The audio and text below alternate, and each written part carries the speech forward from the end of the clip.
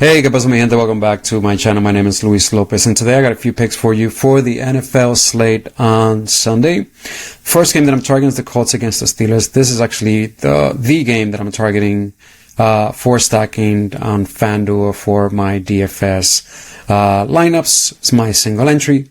This game only has a 3.5 point spread. 50.5 and a half a game total.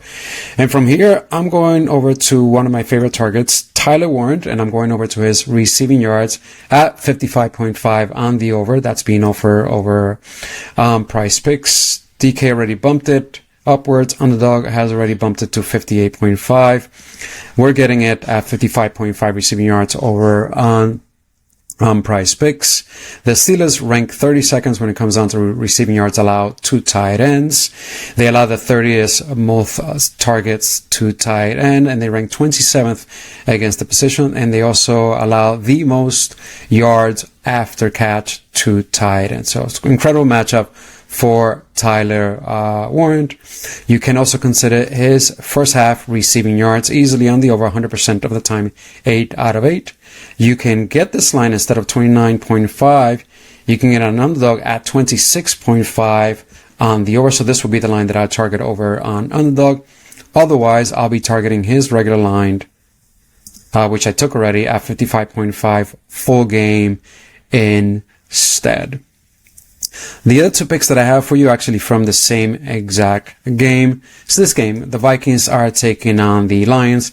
This game has an 8.5 point spread, game total 48.5 game total. In this game, the Lions are expected to completely dominate, the Vikings. The Lions, they don't stop scoring. When they score on you, they keep pouring it on. This is just how the offense, the head coach, works, for the Lions. When he scores, he wants to pour it on, and I think for him it's just sending a message to every team out there that you better be ready to score, because we're going to pour it on. We're not going to stop, and I don't think he's going to stop pouring it on to the Vikings, which is exactly what the Chargers did last week against the Vikings. They poured it on without any mercy. In the last game, the Vikings face the Los Angeles Chargers. They lost by 27 points. They kept pouring it on. So I expect the Lions to do the same exact things to the Vikings, which will lead to these two players being completely scripted out of the game when it comes down to rushing yards. So I took easily Jordan Mason under his rushing yards at 37.5. And the last game against the Chargers, where they lost by 27 points, he only had 4 rush attempts and 3 rushing yards. Again, scripted out. I expect the same thing again versus the Lions. Aaron Jones, I'm going to him again. I'm going to his rushing yards on the under. I got it at 31.5 rushing yards on Price Picks. It bumped down to 30.5, but you can get it on underdog at 32.5 on the under. He will be used in receiving yards. So I would not target the combo rushing plus receiving yards. I wouldn't, although he's gone on the under. I wouldn't, because he's going to get a decent amount of targets. But I think he will be scripted out of the ground, which what happened last week, where he only attempted 5 rush attempts for 15 yards.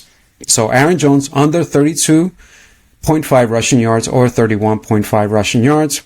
And Jordan Mason under his 37.5 rushing yards or 38.5 rushing yards on sleepers. So those are the two players that I have for you. The other two players that I have for you for the NFL. So those are 3 picks. Now, I did a combo with the NBA, and something that I found was that I went back to and researched was this. Rockets taking on the Celtics, and I deep dived into rebounds allowed by the Houston Rockets and how these 3 players have been performing. Jaylen Brown, Derek White, and Peyton Pritchard when it comes down to rebounds. Check out Jaylen Brown's. 2 really soft matchup.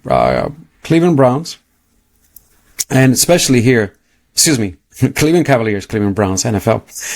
Cleveland Cavaliers, 5 rebounds. But in a really soft match against the 76ers, a game that he went all the way into the wire, he played 32 minutes on 10 rebound chances. He only ended up getting 3. So his rebound chances are ranging between 10, and 11. He needs to convert over 50, about 55, 60% of his rebound chances to get over this line of 5.5. And now he's going up against the defense that allows the least defensive rebounds, which is what he counts on the most. They rank number 2 when it comes down to rebounds allowed as a whole, and they rank number 1 when it comes down to defensive rebounds allowed. When it comes down to offensive rebounds allowed, they rank 12th. But it's just, with Houston Rockets, it's just height. They have so much height underneath the basket that they're not going to be giving up that many offensive rebounds to a team that's much smaller, the Boston Celtics. Another guy that I found was Peyton Pritchard, which I already talked to you about, is under his rebounds also at 4.5. Again, same matchup that I talked to you about last time in the NBA video. Derek White under his rebounds under 4.5. I could not find it. It's a minus 130 to go on the under. DK Pick 6 has it. Look for him, DK Pick 6. That's what I would pick. Price Picks already bumped it down. So instead of taking this line at 4, I pivoted over to his points plus rebounds on the under. 23.5 points plus rebounds for Derek White in a game that has a 5.5 point spread, a very low game total of 225 points. I don't expect him to go over his point line. He hasn't. It's minus 125 to go on the under, and I don't expect him to go over his rebounds in a really difficult matchup. I just put them both together because I couldn't find the rebound at 4.5, so I combined them both together. So what I ended up doing was I took Jaylen Brown under his 4.5 rebounds in a slip.